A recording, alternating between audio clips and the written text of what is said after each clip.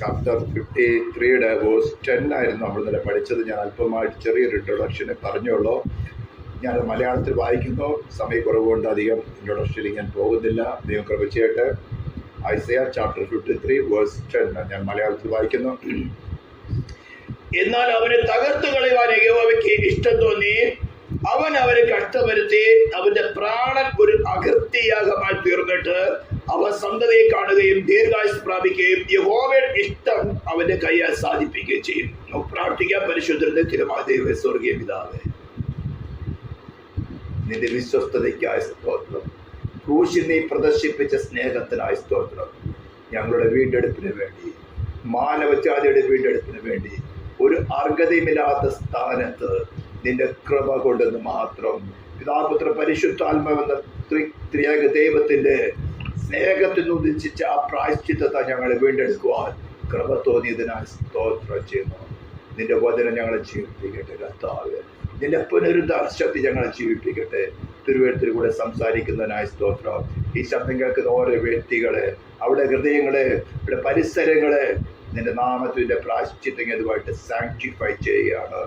ആ ധർമ്മത്തിന്റെ വ്യാപാരങ്ങളെ ശുശ്രൂഷയ്ക്കെതിരായിക്കൊണ്ട്, നിന്റെ പ്രവൃത്തിക്കെതിരായിക്കൊണ്ട് നിൽക്കുന്ന സകല ദുഷ്പ്രവർത്തികളെയും നിന്റെ നാമത്തിൽ ഞങ്ങൾ അഫലമാക്കുന്നു. മഹത്വ ക്രൂശിന് യേശു ക്രിസ്തുവിന്റെ നാമത്തിൽ തന്നെ സ്തോത്രം. കഴിഞ്ഞ ദിവസം ഞാൻ അല്പമായിട്ട് ചെറിയ ഇൻട്രൊഡക്ഷനെ പറഞ്ഞോളൂ. ഇന്ന് നമുക്ക് അധികം ദീർഘിച്ചു പോകാൻ സാധിക്കുകയില്ല. വളരെ ഡീപ്പായിട്ട് നമ്മുടെ ഹൃദയങ്ങളെ ടച്ച് ചെയ്യുന്നൊരു വിഷയമാണ് ഈ ഐസയ ചാപ്റ്റർ 53 വേഴ്സ് 10. എന്നാൽ അവരെ തകർത്ത് കളയുവാൻ യഹോവയ്ക്ക് ഇഷ്ടം തോന്നി. അതിന്റെ മേളിത്തെ വാക്യം നമ്മൾ വായിച്ചത് എങ്ങനെയായിരുന്നു? സ്തോത്രം. അവൻ പീഡനത്താൽ ശിക്ഷാവിധിയാൽ എടുക്കപ്പെട്ടു, ജീവനിലുള്ള ദേശത്ത് അവൻ ഛേദിക്കപ്പെട്ടുവെന്നും എന്റെ ജനത്തിന്റെ അതിക്രമ നിമിത്തം അവന് ദണ്ഡന വന്നുവെന്നും അവന്റെ തലമുറ ആര് വിചാരിച്ചു? വേഴ്സ് 7 വായിക്കുകയാണ്. അവൻ തന്നെത്താൻ താഴ്ത്തി വായ തുറക്കാതിരുന്നിട്ട് അവൻ പീഡിപ്പിക്കപ്പെട്ടു. കൊല്ലുവാൻ കൊണ്ടുപോകുന്ന കുഞ്ഞാടിനെ പോലെയും രോമം കത്രിക്കുന്നവരുടെ മുമ്പിൽ മിണ്ടാതിരിക്കുന്ന ആടിനെ പോലെയും അവൻ വായ തുറക്കാതിരുന്നു. ഇതെല്ലാം ആയിട്ട് പറയാണ്. എന്നിട്ടും എന്നാൽ അവരെ തകർത്ത് കളയുവാൻ യഹോവയ്ക്ക് ഇഷ്ടം തോന്നി. ഇതിന്റെ ആഴം ഒന്ന് മനസ്സിലാക്കുകയാണ്. ഒരു പാപമില്ലാത്തവൻ, പാപം അറിയാത്തവൻ, പാപമില്ലാത്തവൻ, പാപം ഒഴികെ സകലത്തിനും നമുക്ക് തുല്യമായി പരീക്ഷിക്കപ്പെട്ടവൻ, yet he did not sin. Hallelujah. സ്തോത്രം. ന്യായ പ്രമാണത്തിന് കീഴിൽ ജനിച്ചവൻ, നമ്മെ പോലെ തന്നെ ശരീര പ്രാണൻ ആത്മാവുള്ളവനായിരുന്നവൻ. സ്തോത്രം. മാനുഷികമായ രീതിയിൽ നാം പോകേണ്ട സകല കട്ടതിൽ കൂടെ കടന്നുപോയവൻ, പിശാചിനെ പരീക്ഷിക്കപ്പെട്ട് ജയം പ്രാപിച്ചവൻ, ലോകത്തെ ജയിച്ചവൻ, മരണത്തെ ജയിക്കുകയാണ് ചെയ്യുന്നത്. അപ്പോൾ മാനവജാതിയുടെ മേലുള്ള ശിക്ഷയ്ക്ക് അവൻ പകരക്കാരനായി തീർന്നു. അതാണ് നമ്മളെ രക്ഷിക്കുന്നത്. അതാണ് നമ്മളെ രക്ഷിക്കുന്നത്. സ്തോത്രം. അതാണ് പറയുന്നത്. അവൻ സ്തോത്രം. അവന്റെ പ്രാണൻ ഒരു അകൃത്യയാഗമായി തീർന്നിട്ട്. അതാണ് നമുക്ക് അല്പമായിട്ട് ചിന്തിക്കാനായിട്ട് ലേവ്യ പുസ്തകത്തിലേക്ക് കടക്കാം. ബുക്ക് ഓഫ് ലെവിറ്റിക്കസ്, ലേവ്യ പുസ്തകം ചാപ്റ്റർ 16. ലേവ്യ ചാപ്റ്റർ 16 ഒന്ന് എടുക്കണം. അതിന് മുഴുവൻ വായിക്കാൻ നമുക്ക് അധികം സമയമില്ല. വേഴ്സ് ബൈ വേഴ്സ് വളരെ ഇമ്പോർട്ടന്റ് ആയ കാര്യമാണ്. സ്തോത്രം. വേഴ്സ് 1 തുടങ്ങിയ പെട്ടെന്ന് വായിച്ചിട്ട് എക്സ്പ്ലെയിൻ ചെയ്യേണ്ട സ്ഥലങ്ങൾ വരും മാത്രം നിർത്താം. Leviticus chapter 16 verse 1 onwards. അഹരോന്റെ 2 പുത്രന്മാർ യഹോവയുടെ സ്ഥലത്തിൽ അടുത്തു ചെന്നിട്ട് മരിച്ചുപോയ ശേഷം യഹോവ മോശയോട് അരുളി ചെയ്തതെന്നാൽ, കൃപാസനത്തിന് മീതെ മേഘത്തിൽ ഞാൻ വെളിപ്പെടുന്നത് കൊണ്ട് നിന്റെ സഹോദരനായ അഹരോൻ മരിക്കാതിരിക്കേണ്ടതിന്. സ്തോത്രം. വിശുദ്ധ മന്ദിരത്തിൽ തിരശ്ശീലയ്ക്കകത്ത് പെട്ടകത്തിനുള്ള കൃപാസനത്തിന് മുമ്പിൽ എല്ലാ സമയത്തും വരരുത് എന്ന് അവരോട് പറയണം. മഹാപുരോഹിതനെ തിരഞ്ഞെടുത്ത അഹരോന് ആണ്ടിലൊരിക്കൽ മാത്രമേ അതിവിശുദ്ധ സ്ഥലത്തേക്ക് തിരശ്ശീലയ്ക്ക് അകത്ത് കടന്ന്, അത് വെറും കൈയോടെ അല്ല, വിശുദ്ധ വസ്ത്രം ധരിച്ചുകൊണ്ട്, അവൻ പ്രായശ്ചിത്തത്തിന്റെ ആടിന്റെ രക്തം എടുത്തുകൊണ്ട്, നിയമപ്പെട്ടകത്തിനും കൃപാസനത്തിനും തനിക്കുമിടയിൽ ഒരു മറവായി നിൽക്കത്തക്ക വേണം ധൂപവർഗം, സുഗന്ധ ധൂപവർഗം എടുത്തുകൊണ്ട് വേണം അകത്തോട്ട് പ്രവേശിക്കാൻ. എന്നാൽ നമുക്ക് ഏതൊരവസ്ഥയിലും 24/7 ഏതൊരവസ്ഥയിലും എവിടെ വെച്ചും, ഉറക്കത്തിലാകാൻ വേണമെങ്കിൽ, കിടക്കയിലാകാം, ഇപ്പോൾ ടോയ്ലറ്റിലായിരിക്കുമ്പോഴും, നമ്മുടെ ശാരീരിക വിശുദ്ധി ഒന്നുമല്ല, നമ്മുടെ ഹൃദയത്തെ ആ കൃപാസനത്തിലേക്ക് നമുക്ക് എപ്പോൾ വേണമെങ്കിലും അടിക്കാം. അതിന് കാരണമായി തീർന്നത് യേശു തന്റെ ദേഹം തിരശ്ശീൽ കൂടെ നമുക്ക് വേണ്ടി തുറക്കപ്പെട്ട പുതുവഴിയിൽ കൂടെയാണ്. എന്ന് പറഞ്ഞാൽ നമുക്ക് പാപത്തിലോ നമ്മുടെ ജഡത്തിലോ രസിക്കുവാൻ അവസരമില്ല. അവിടെ അഹരോൻ വിശുദ്ധ വസ്ത്രാലങ്കാരത്തോടു കൂടിയാണ് അവിടെ കിടക്കുന്നത്. നാമോ ക്രിസ്തുവിനെ ധരിച്ചുകൊണ്ടാണ് കിടക്കുന്നത്. അഹരോൻ മൃഗത്തിന്റെ പാപയാഗത്തിന്റെ മൃഗത്തിന്റെ രക്തം കൊണ്ടാണ് കിടക്കുന്നത്. നാം ക്രിസ്തുവിന്റെ രക്തമല്ല, നമ്മുടെ രക്തം തന്നെ യാഗപീഠത്തിൽ വെച്ചുകൊണ്ടാണ് കിടക്കേണ്ടത്. അതിനുള്ള വഴി തുറക്കാൻ കർത്താവിന്റെ രക്തം കാരണമായി തീർന്നു. സ്തോത്രം. ഇത് പറയുമ്പോൾ അല്പമായി കട്ടിയായിട്ട് തോന്നുന്നു. എങ്ങനെയാണ് നമ്മുടെ രക്തം കൊണ്ട് കിടക്കുന്നതെന്ന്. അതാണ് നമ്മുടെ സമർപ്പണ ജീവിതം എന്ന് പറയുന്നത്. യാഗപീഠത്തിന്മേൽ ക്രൂശിക്കപ്പെട്ട ക്രിസ്തുവിന്റെ സുവിശേഷമായിട്ട് നാം ആ യാഗപീഠത്തോട് ചേർത്ത് നിർത്തുകയാണ് ചെയ്യുന്നത്. ഹല്ലേലൂയ. അതാണ് നാം സ്നാനത്തിൽ പ്രദർശിപ്പിച്ചത്. അവിടെ നിൽക്കാൻ സമയമില്ല, കുറച്ച് മുന്നോട്ട് പോയിട്ട്. സ്തോത്രം. വേഴ്സ് 3, പാപയാഗത്തിന് ഒരു കാളക്കിടാവിനെയും ഹോമയാഗത്തിന് ഒരു ആട്ടുകൊറ്റനെയും കൂടെ അഹരോന്റെ വിശുദ്ധ പന്തരത്തിൽ കടക്കണം. അവൻ പഞ്ഞി നൂൽ കൊണ്ടുള്ള വിശുദ്ധമായ അങ്കി ധരിച്ച്, അതാണ് ക്രിസ്തുവിനെ റെപ്രസെന്റ് ചെയ്യുന്നത്. പഞ്ഞി നൂൽ എന്ന് പറഞ്ഞാൽ സിൻലെസ്സിനെ കാണിക്കുകയാണ്. പഞ്ഞി നൂൽ കൊണ്ടുള്ള വിശുദ്ധമായ അങ്കി ധരിച്ച്, ദേഹത്തിൽ പഞ്ഞി നൂൽ കൊണ്ടുള്ള കൽച്ചട്ട ഇട്ട്, പഞ്ഞി നൂൽ കൊണ്ടുള്ള നടുക്കെട്ട് കെട്ടി, പഞ്ഞി നൂൽ കൊണ്ടുള്ള മുടിയും വെക്കണം. എന്ന് പറഞ്ഞാൽ അവന്റെ കാല്, കരങ്ങള്, അവന്റെ തലം നടുക്കെട്ട് കെട്ടണം. എല്ലാം വിശുദ്ധമായിരിക്കണം. എന്ന് പറഞ്ഞാൽ പുതിയ നിയമത്തിൽ നമ്മെ സംബന്ധിച്ചിടത്തോളം ക്രിസ്തുവിനെ പൂർണ്ണമായിട്ട് ധരിച്ചവരായിരിക്കണം. അവർ ഇസ്രായേൽ മക്കളുടെ സഭ പക്കൽ നിന്ന് പാപയാഗത്തിന് ഒരു കോലാട്ട് കൊച്ചിനെയും ഹോമയാഗത്തിന് ഒരു ഓട്ടുകൊച്ചിനെയും വാങ്ങണം. തനിക്ക് വേണ്ടിയുള്ള പാപയാഗത്തിന് കാളെ അഹരോന് അർപ്പിച്ച് തനിക്ക് കുടുംബത്തിന് വേണ്ടി പ്രായശ്ചിത്തം കഴിക്കണം. അവൻ ആ 2 കോലാട്ട് കൊച്ചിനെ കൊണ്ടുവന്ന് സമാഗമന കൂടാരത്തിൽ വാതിൽക്കൽ യഹോവയുടെ സന്നിധി നിർത്തണം. പിന്നെ അഹരോൻ യഹോവയ്ക്ക് എന്ന ഒരു ചീട്ടും അസസ്തേലിന് മറ്റൊരു ചീട്ടും, ഇങ്ങനെ 2 കോലാട്ട് കൊച്ചിനും ചീട്ടിടണം. യഹോവയ്ക്കുള്ള ചീട്ട് വീണ കോലാട്ട് കൊച്ചിനെ അഹരോൻ കൊണ്ടുവന്ന് പാപയാഗമായി അർപ്പിക്കണം. ഇതാണ് പറഞ്ഞിരിക്കുന്നത്. അവനൊരു അകൃത്യയാഗമായി തീർന്നിട്ട്, യശയാപ്രവചനത്തിൽ നാം വായിച്ചത്, അവനൊരു അകൃത്യയാഗമായി തീർന്നിട്ട് എന്ന് പറഞ്ഞ സിൻ ഓഫറിംഗ് ആയി തീർന്നിട്ട്, അസസ്സേലിന് വീണ ചീട്ടുള്ള കോലാട്ട് കൊച്ചിനെയോ അതിനാൽ പ്രായശ്ചിത്തം കഴിക്കേണ്ടതിനും അതിനെ അസസ്സേലിന് മരുഭൂമിയിലേക്ക് വിട്ടയക്കേണ്ടതുമായി യഹോവയുടെ സന്നിധി ജീവനോടെ നിർത്തണം. പിന്നെ തനിക്ക് വേണ്ടിയുള്ള പാപയാഗത്തിന്റെ കാളയെ അഹരോൻ അർപ്പിച്ച് തനിക്ക് കുടുംബത്തിന് വേണ്ടി പ്രായശ്ചിത്തം കഴിച്ച് തനിക്ക് വേണ്ടിയുള്ള പാപയാഗത്തിന്റെ കാളയെ അർക്കണം. അവൻ യഹോവയുടെ സന്നിധി യാഗപീഠത്തിനുള്ള തീക്കനലിൽ ഒരു കലശിൽ നിറച്ച് സൗരഭ്യമുള്ള ധൂപവർഗച്ചുള്ള കൈനിറ എടുത്ത് തിരശ്ശീലയ്ക്ക് അകത്തു കൊണ്ടുവരണം. എവിടുത്തെ എടുക്കേണ്ടത്? തീ. 12, അവൻ യഹോവയുടെ സന്നിധിയിൽ യാഗപീഠത്തിന്മേൽ ഉള്ള തീക്കനൽ. ഇവിടെയാണ് എപ്പിക്കോസ്തൽ സഭകള്, ക്രൂശിക്കപ്പെട്ടവരുടെ ക്രിസ്തുവിന്റെ സഭകളുടെ യാഗമോ ആരാധന ദൈവം സ്വീകരിക്കുന്നത് പറയാൻ കാരണം, യാഗപീഠം കാണിക്കുന്നത് ക്രൂശിക്കപ്പെട്ടവരെ ക്രിസ്തുവിനെയാണ് കാണിക്കുന്നത്. മാനവജാതിയുടെ പാപത്തിന് പരിഹാരമായി വിടത്തക്ക വേണം, എക്സ്പിയേഷൻ ആകത്തക്ക വേണം, അറ്റോൺമെന്റ് ആകത്തക്ക വേണം. തന്റെ ഓമനപുത്രനെ കാൽവരിയുടെ യാഗപീഠത്തിൽ മേല് പരമയാഗമായിട്ട് അർപ്പിക്കുന്നതിന് റെപ്രസെന്റ് ചെയ്താണ്. ഫിസിക്കലായിട്ടുള്ള യാഗപീഠത്തിലും മോശ തീർത്ത യാഗപീഠത്തിലും അവയെ പിൽക്കാലത്ത് ശലമോ തീർത്ത യാഗപീഠത്തിലും റെപ്രസെന്റ് ചെയ്യുന്നത്. അപ്പോൾ ക്രൂശിക്കപ്പെട്ട ക്രിസ്തുവിനെ കുറിച്ചുള്ള സുവിശേഷം അംഗീകരിക്കാത്ത യാതൊരു വ്യക്തിയുടെയും ആരാധന ദൈവം സ്വീകരിക്കുന്നില്ല. അത് അന്യധൂപവർഗമാണ്. അതാണ് നാം 1-ാം വാക്യത്തിൽ വായിച്ചത്. അഹരോന്റെ 2 മക്കള് ദൈവഗീത പ്രകാരമല്ലാത്ത ധൂപവർഗമായിട്ട് ദൈവത്തോട് സന്നിധി കടന്നു ചെന്നപ്പോൾ അവിടെ മരിച്ചു വീഴുകയാണ് ചെയ്തത്. ദൈവത്തിന്റെ ന്യായപ്രമാണത്തിനോ ദൈവത്തിന്റെ നീതിക്കോ മാറ്റമില്ല. വളരെ സീരിയസ് ആയ ഒരു വാക്യമാണ് വേഴ്സ് 12. അവൻ യഹോവയുടെ സന്നിധിയിൽ യാഗപീഠത്തിൽ ഉള്ള തീക്കനൽ ഒരു കലശിട്ട് നിറച്ച് സൗരഭ്യമുള്ള സുഗന്ധചൂർണം കൈ നിറയെ എടുത്ത് തിരശ്ശീലയ്ക്ക് അകത്ത് കൊണ്ടുപോകണം. സുഗന്ധചൂർണം അതിന് കൽപ്പന പ്രകാരം അവിടെ പൊടിച്ചു വെച്ചിരിക്കും. ധൂപപീഠം എടുത്ത് അകത്ത് കടക്കും. ഈ ധൂപപീഠത്തിലേക്ക് ഈ സുഗന്ധ ധൂപം എവിടുന്ന? യാഗപീഠത്തിൽ നിന്ന് എടുത്തു തീ. ക്രൂശിക്കപ്പെട്ടവനെ ക്രിസ്തുവിന്റെ യാഗപീഠത്തിൽ നിന്ന് എടുക്കുന്ന തീ. അല്ലാത്ത തീ ഒന്ന് ദൈവസന്നിധിയിൽ അന്യാഗ്നിയാണ്. പെന്തിക്കോസ്തിൽ വ്യാജമായ ആത്മാവിനെ യോഗയുടെ കാര്യം പറഞ്ഞല്ലോ. ഇങ്ങനെ വ്യാജമുള്ള അന്യാഗ്നി കൊണ്ട് ദൈവത്തിന്റെ സന്നിധിയിലേക്ക് ചെന്ന് മരിച്ചു വീഴുകയാണ് ചെയ്തത്. പഴയ നിയമക്കാലത്ത് ഫിസിക്കൽ ഡെത്ത് ആയിരുന്നു, പുതിയ നിയമക്കാലത്ത് സ്പിരിച്വൽ ഡെത്ത് ആണ്. ദൈവസന്നിധിയില് ക്രൂശിക്കപ്പെട്ടവരെ ക്രിസ്തുവിനെ റെപ്രസെന്റ് ചെയ്യുന്ന ആ യാഗപീഠത്തിലുള്ള തീയല്ലാതെ വേറെ തീ യഹോവയുടെ സന്നിധിയിൽ സ്വീകാര്യമല്ല. സ്തോത്രം. താൻ മരിക്കാതിരിക്കേണ്ടതിന് ധൂപത്തിന്റെ മേഘ സാക്ഷ്യത്തിന്മേലുള്ള കൃപാസനത്തെ മറപ്പാൻ തക്കവണ്ണം അവൻ യഹോവയുടെ സന്നിധിയിൽ ധൂപമിടണം, ധൂപം തീയിലിടണം. അവൻ കാളയുടെ രക്തം കുറെ എടുത്ത് വിരൽ കൊണ്ട് കിഴക്കോട്ട് കൃപാസനത്തിന്മേൽ തളിക്കണം. അവൻ രക്തം കുറെ തന്റെ വിരൽ കൊണ്ട് കൃപാസനത്തിന്റെ മുമ്പിലും 7 പ്രാവശ്യം തളിക്കണം.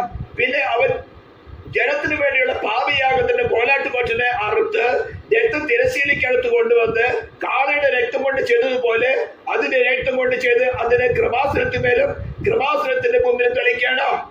ഇസ്രായേൽ മക്കളുടെ അശുദ്ധികൾ നിമിത്തം, ഈ വാക്യം ശ്രദ്ധിക്കണം, വേഴ്സ് 16, ഇസ്രായേൽ മക്കളുടെ അശുദ്ധികൾ നിമിത്തം അവരുടെ സകല പാപവുമായ ലംഘന നിമിത്തവും അവൻ വിശുദ്ധ മന്ദിരത്തിന്റെ പ്രായശ്ചിത്തം കഴിക്കണം. അവരുടെ ഇടയിൽ അവിടെ അശുദ്ധിയും നടുവിലിരിക്കുന്ന സമാന കൂടാരത്തിലും അവൻ അങ്ങനെ ചെയ്യണം. 17, അവൻ വിശുദ്ധ മന്ദിരത്തിൽ പ്രായശ്ചിത്തം കഴിപ്പാൻ കടന്നിട്ട് പുറത്തു വരുന്നത് വരെ സമാഗമന കൂടാരത്തിൽ ആരും ഉണ്ടായിരിക്കരുത്. ഇവിടെയാണ് പറയുന്നത് ദൈവം ഒരുവരെയുള്ളൂ, ദൈവത്തിന് മനുഷ്യർക്കുമിടയിൽ മധ്യസ്ഥ ഒരുവരെയുള്ളൂ, എല്ലാവർക്കും വേണ്ടി തന്നെത്താൻ മകവിലെ തീർന്ന മനുഷ്യനായ ക്രിസ്തുവേശു മാത്രം. ഈ ക്രിസ്തുവിന് മനുഷ്യർക്കുമിടയിൽ വേറൊരു സെക്കൻഡറി മധ്യസ്ഥൻ ഇല്ല, സെക്കൻഡറി മീഡിയേറ്റർ ഇല്ല. മറിയ മീഡിയേറ്റർസ് അല്ല, പുണ്യവാളൻ എന്ന് വിളിക്കുന്ന മീഡിയേറ്റർസ് അല്ല, പരിമലത്തിനുമേൽ മീഡിയേറ്റർസ് അല്ല. ഇങ്ങനെ ആയിരക്കണക്കിന് മീഡിയേറ്റേഴ്സ് ഉണ്ടെന്നുള്ള വ്യാജമാണ് ഇവിടെ പറഞ്ഞിരിക്കുന്നത്. അവൻ വിശുദ്ധ മന്ദിരത്തിൽ പ്രായശ്ചിത്തം കഴിപ്പാൻ കടന്നിട്ട് പുറത്തു വരുന്നത് വരെ. പഴയ നിയമത്തിൽ അഹരോനായിരുന്നു, പുതിയ നിയമത്തില് യേശു ക്രിസ്തു വരെയാണ്. കൈപ്പണിയായിട്ട് തീർത്ത മന്ദിരത്തിലേക്കല്ല, സ്വർഗത്തിൽ വിശുദ്ധ മന്ദിരത്തിലേക്ക് തന്നെ ഒരിക്കലായിട്ട് കാളക്കളാങ്ങളുടെ രക്തം കൊണ്ടല്ല, സ്വന്തം രക്തമായിട്ട് പ്രവേശിച്ചു. അവനിന് വരുന്നത്, അവൻ വരാനിരിക്കുന്നതേ ഉള്ളൂ. മേഘങ്ങളിൽ അവന് വരാനിരിക്കുന്നതേ ഉള്ളൂ. അവൻ വരുന്നതിന്റെ കാലോചിയാണ് ഇപ്പോൾ കേൾക്കുന്നത്. വേൾഡ് പൊളിറ്റിക്സിൽ കേൾക്കുന്നത്, കലാമിറ്റിക്സിൽ കേൾക്കുന്നത്. അവൻ വരുന്നത് വരേക്കും വേറെ മീഡിയേറ്റേഴ്സോ ഇല്ല. അതെല്ലാം വ്യാജം, മനുഷ്യ നിർമ്മിതമാണ്. അവയോട് പ്രാർത്ഥിക്കുന്ന, അവയെ പൊക്കി പിടിക്കുന്നത് പാപം തന്നെയാണ്. എത്രയോ പ്രാവശ്യം പറയുന്നു. ഹല്ലേലൂയ. വേഴ്സ് 18, പിന്നെ അവൻ യഹോവയുടെ സന്നിധിയിലുള്ള യാഗപീഠത്തിന്മേൽ ചെന്ന് അതിന് പ്രായശ്ചിത്തം കഴിക്കണം. കാളയുടെ രക്തം ആട്ടുകൊറ്റന്റെ രക്തം കുറേശ്ശെ എടുത്ത് പീഠത്തിന്റെ കൊമ്പുകളിൽ ചുറ്റും പുരട്ടണം. അവൻ രക്തം കുറെ വിരൽ കൊണ്ട് 7 പ്രാവശ്യം അതിന്മേൽ തളിച്ച് ഇസ്രായേൽ മക്കളുടെ അശുദ്ധികളെ നീക്കി വെടിപ്പാക്കി ശുദ്ധീകരിക്കണം. അവൻ വിശുദ്ധ മന്ദിരത്തിൽ സമാഗമന കൂടാരത്തിൽ യാഗപീഠത്തിൽ ഇങ്ങനെ പ്രായശ്ചിത്തം കഴിച്ച് തീർന്ന ശേഷം ജീവനോടിരിക്കുന്ന കോലാട്ടുകൊറ്റനെ കൊണ്ടുവരണം. ഇനി ശ്രദ്ധിക്കണം, വേഴ്സ് 21, ജീവനോടിരിക്കുന്ന കോലാട്ടുകൊറ്റന്റെ തലയിൽ അഹരോൻ 2 കൈ രണ്ടും വെച്ച് ഇസ്രായേൽ മക്കളുടെ എല്ലാ കുറ്റങ്ങളും സകല പാപങ്ങളുമായ ലംഘനങ്ങളൊക്കെ ഏറ്റുപറഞ്ഞുകൊണ്ട് കോലാട്ടുകൊറ്റനെ തലയിൽ ചുമത്തി നിയമിക്കപ്പെട്ട ഒരു ആൾ കൈവശം അതിനെ മരുഭൂമിയിലേക്ക് അയക്കണം. കോലാട്ടുകൊറ്റൻ അവരുടെ കുറ്റങ്ങളെ ഒക്കെയും ശൂന്യപ്രദേശത്ത് ചുമന്നുകൊണ്ട് പോകണം. അവൻ കോലാട്ടുകൊറ്റനെ മരുഭൂമിയിൽ വിടണം. ഇതാണ് അനേക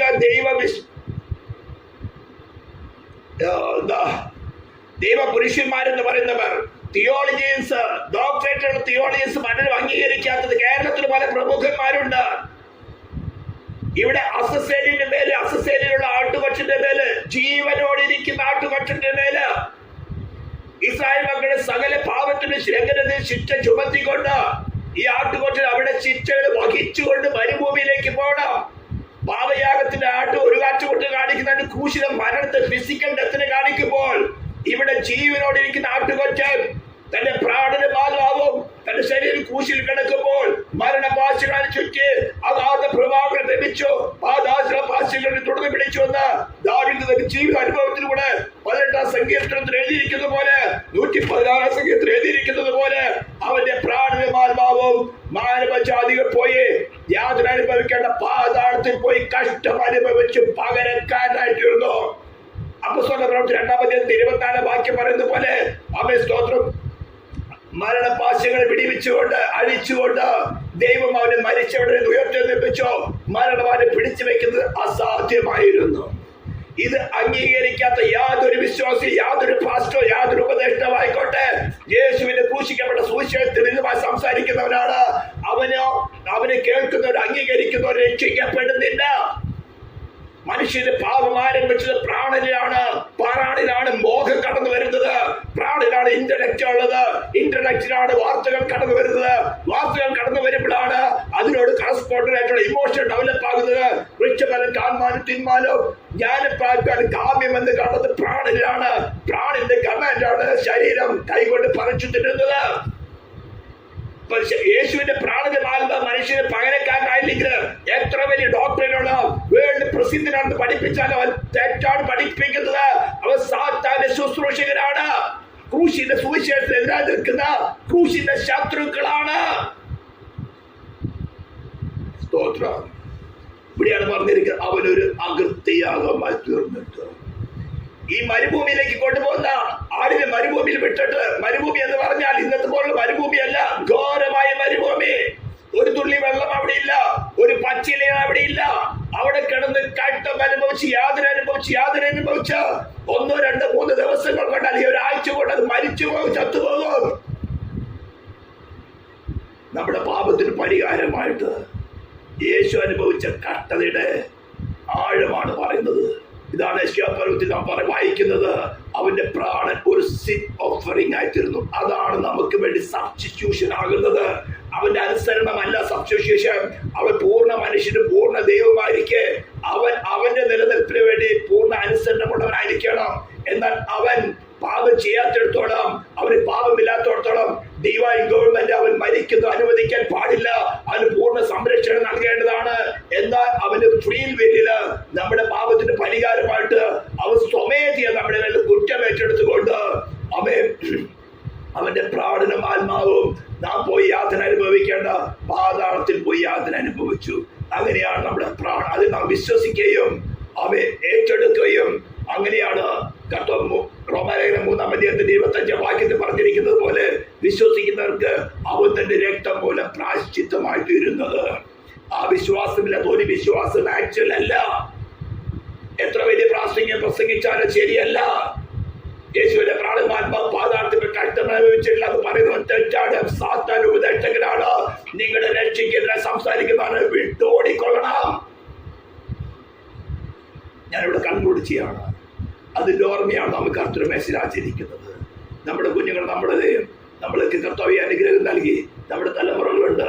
അവർക്ക് വേണ്ടി ദൈവസ്ഥാനം നമുക്കറിയാം. ശതാധികം പറഞ്ഞ യേശുവിന്റെ അടുക്കലെന്ന് പറഞ്ഞ കർത്താവേ, എന്റെ കുഞ്ഞ് ധീരമായി കിടക്കുന്നു, മരിപ്പാറായിരിക്കുന്നു. എന്റെ കുഞ്ഞ് ധീരമായി കിടക്കുന്നു, മരിപ്പാറ എത്രയും പെട്ടെന്ന് വരണം. അവിടേക്ക് ആ സമയത്താണ് ആ രക്തസ്രാവക്കാരി സ്ത്രീ ബന്ധത്തെ അവരെ തൊടുന്നത്. അല്പസമയം അവിടെ ചെലവഴിക്കേണ്ടി വന്നു. അതിനിടയ്ക്ക് ശതാധിപന്റെ സർവൻസ് വന്ന് പറഞ്ഞു, നിന്റെ കുഞ്ഞ് മരിച്ചുപോയി, നീ യേശുവിനെ ബുദ്ധിമുട്ടിക്കേണ്ട, കർത്താവിനെ പേടിക്കേണ്ട, വിശ്വസിക്കുക മാത്രം ചെയ്യുക. പക്ഷേ കർത്താവേ, എന്റെ കുഞ്ഞ് മരിപ്പാറായിരിക്കുന്നു. കർത്താവ് പറയുന്നത് എന്താ? വിശ്വസിക്കുക മാത്രം ചെയ്യുക. He is able to save your children. Hallelujah. അവനിൽ ആശ്രയിക്കുക. അവൻ പുനരുദ്ധാനം ജീവനുമാണ്. നമ്മെ കർത്താവ് സഹായിക്കേണ്ട പ്രാർത്ഥിക്കാൻ പരിശുദ്ധ നിത്യമാധ്യമ പിതാവേ, എന്റെ സ്നേഹത്തിനായി കരുതനായ സ്തോത്രം. ഞങ്ങളോട് സംസാരിച്ചിട്ട് എന്റെ പ്രാണന ഒരു അകൃത്യയാഗം മാറ്റുന്ന, ഞങ്ങൾക്ക് പകരക്കാരനായി തീർന്ന ആ ഡിവൈൻ ഗവൺമെന്റിന്റെ പിതാപുത്ര പരിശുദ്ധാത്മാവിടെ ത്രിയേക ദൈവത്തിന്റെ സ്നേഹത്തിൽ ഉത്ഭവിച്ച ആ പ്രായശ്ചിത്തത്തിൽ കൂടെ ഞങ്ങൾക്ക് നേടുന്ന രക്ഷയ്ക്കായ സ്തോത്രം. ഈ ശബ്ദം കേൾക്കുന്നവർ ജനത്തെ, ഇപ്പോൾ ലൈവായിട്ട് കേൾക്കുന്നവരും യൂട്യൂബിൽ കേൾക്കുന്നവരും കർത്താവ്, നീ അനുഗ്രഹം കൊണ്ട് അനുഗ്രഹിക്കുമാറാണ്. നീയാണ് ഞങ്ങളുടെ അനുഗ്രഹം. തിരുനാമത്തെ മാത്രപ്പെടുത്തുന്നു യേശു ക്രിസ്തുവിന്റെ നാമത്തിൽ തന്നെ.